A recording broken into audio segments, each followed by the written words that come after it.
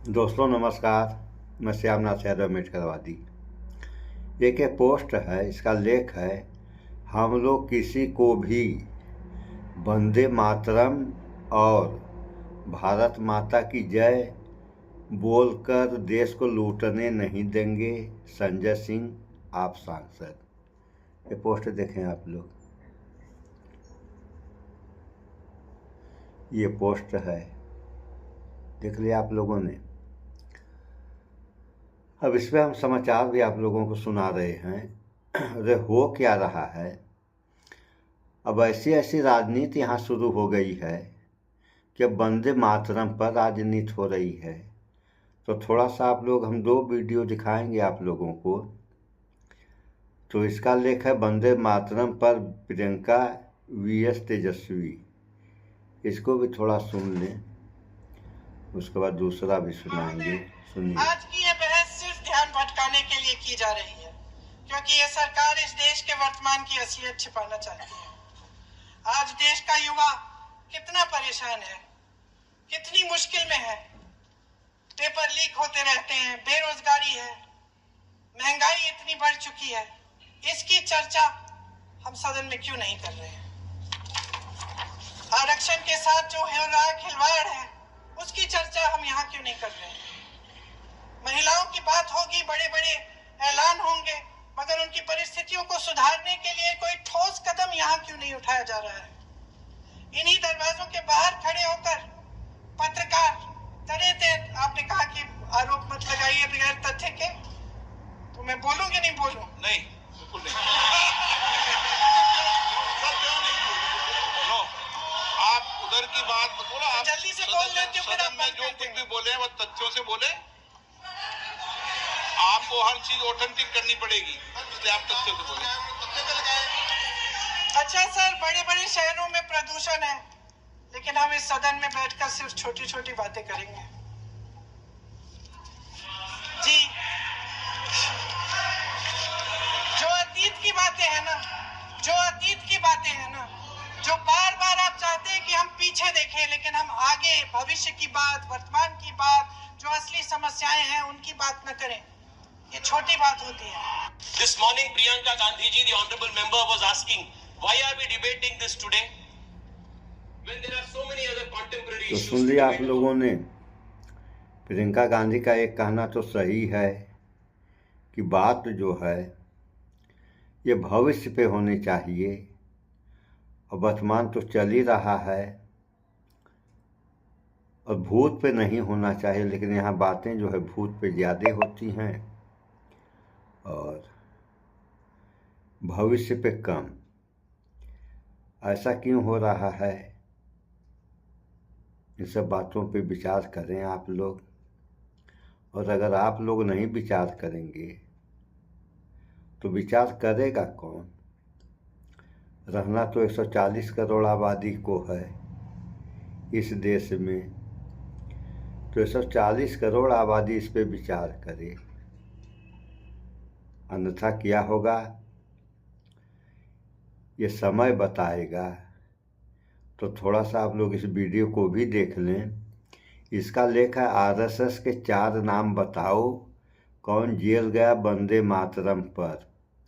अब यहाँ राजनीति वंदे मातरम पर हो रही है, इसको भी थोड़ा सुन लें आप लोग। तो वंदे मातरम पर या ऐसी राजनीति होगी तो क्या होगा इस देश का? सुनिए अब आप लोग। 4 लोगों का नाम बताओ जो वंदे मातरम नारा लगा के जेल गए, उनका नाम बताओ। आपके पुरखे इस वक्त क्या कर रहे थे जब शहीद आजम भगत सिंह वंदे मातरम लगा रहे थे? अरे 1 रुपए में तो एक आम नहीं मिलता। आपने 1 रुपए में अडानी को 1050 एकड़ जमीन और 10 लाख आम और लीची के पेड़ दे दिए। ये मातृभूमि की वंदना। उन्होंने कहा 21 घंटे से लाइट नहीं आ रही, 21 घंटे से लाइट नहीं आ रही, व्यापार बर्बाद हो रहा है, बच्चे रो रहे हैं, हमको गर्मी में बिजली दे दो। मंत्री जी ने कहा जय श्री राम, सुनिए आप लोग, बजरंग बली की जय, और गाड़ी में बैठ के चले गए। तो एक घटना मुझे याद आई मान्यवर, वो घटना थी उत्तर प्रदेश की। हमारे एक ऊर्जा मंत्री है माननीय मंत्री जी AK शर्मा जी, उनके सामने व्यापारी लोग पहुंचे, उन्होंने कहा 21 घंटे से लाइट नहीं आ रही, 21 घंटे से लाइट नहीं आ रही, व्यापार बर्बाद हो रहा है, बच्चे रो रहे हैं, हमको गर्मी में बिजली दे दो। मंत्री जी ने कहा जय श्री राम, बजरंग बली की जय, और गाड़ी में बैठ के चले गए। मैं आपके माध्यम से सरकार से पूछना चाहता हूं, क्या भगवान श्री राम ने आपको कहा है कि आप नाकारे और निकम्मे हो जाइए और जनता को अंधेरे में रखिए, बिजली ना दीजिए? ये क्या भगवान श्री राम ने आपको कहा है? ये शिक्षा आपको भगवान श्री राम ने दी है? मान्य, मुझे वंदे मातरम आम आदमी पार्टी की रैलियों में, आम आदमी पार्टी की सभाओं में भारत माता की जय और वंदे मातरम जोर जोर से लगाए जाते हैं। किसी दिन लगाने का मन हो तो आ जाना हमारी पार्टी के कार्यक्रम में, आपसे ज्यादा तेजी के साथ वहां पर वंदे मातरम लगाएंगे। सदन में भी लगाना चाहते हो लगाओ। तो आप इन नारों के पीछे, ये नारे देशभक्ति के हैं, ये नारे देश की रक्षा के हैं, ये नारे देश को आजादी दिलाने के लिए हैं। ये नारों के पीछे अपने गुनाहों को छिपाने के लिए नारे नहीं है, मैं कहना चाहता हूं माननीय। और आप क्या कर रहे हैं? आप इन नारों के पीछे अपने गुनाहों और अपराध को छिपाना चाहते हैं। वंदे मातरम का मतलब क्या है? वंदे मातरम का मतलब है मातृभूमि की वंदना, मातृभूमि की वंदना। हम मातृभूमि की वंदना करते हैं, तो आप कैसे मातृभूमि की वंदना कर रहे हैं? अरे 1 रुपए में तो एक आम नहीं मिलता। आपने 1 रुपए में अडानी को 1050 एकड़ जमीन और 10 लाख आम और लीची के पेड़ दे दिए। ये मातृभूमि की वंदना, ये आपकी मातृभूमि की वंदना है। आप मातृभूमि को बेचकर मातृभूमि की वंदना कर रहे हैं। ये मातृभूमि की, आज वंदे मातरम पे ही बात करूंगा सर। मातृभूमि की वंदना, मातृभूमि की वंदना हिंदुस्तान के एयरपोर्ट को बेच के नहीं हो सकती। मातृभूमि की वंदना रेल को बेच के नहीं हो सकती, सेल को बेचकर नहीं हो सकती, समुद्री तटों को बेचकर नहीं हो सकती, कोयला और गैस को बेच के नहीं हो सकती, हिंदुस्तान की जमीनों को बेच के नहीं हो सकती। तुम लोग मातृभूमि को बेचने वाले लोग हो, तुम मातृभूमि की वंदना करने वाले लोग नहीं। मान्यवर, मान्यवर, वंदे मातरम पे ही सुनिए। आज वंदे मातरम के अलावा कुछ बोलूंगा ही नहीं।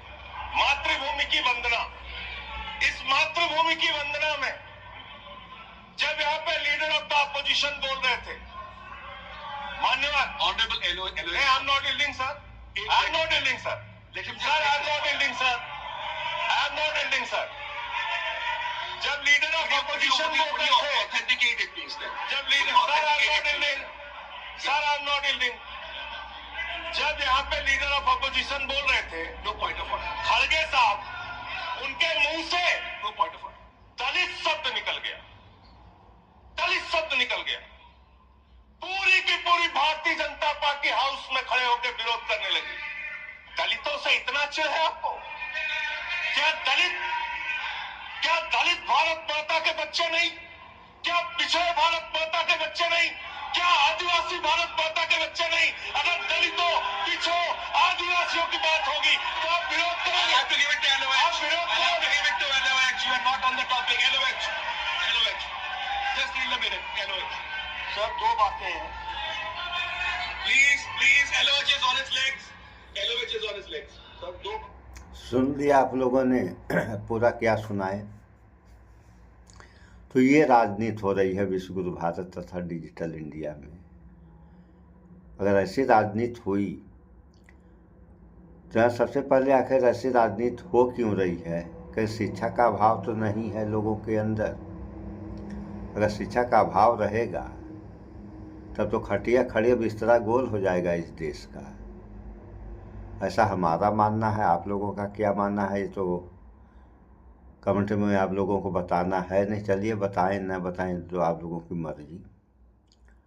रही बात कि राजनीति ऐसी होनी चाहिए जो संविधान सम्मत हो। अगर संविधान के अंतर्गत राजनीति नहीं हुई तो आने वाले समय में इस देश और इस देश की जनता का क्या होगा, इससे आप सारे लोग परिचित हैं, बताने की आवश्यकता ही नहीं है। सो इस वीडियो में इतना ही। भाईचारा बना के रहें आप लोग।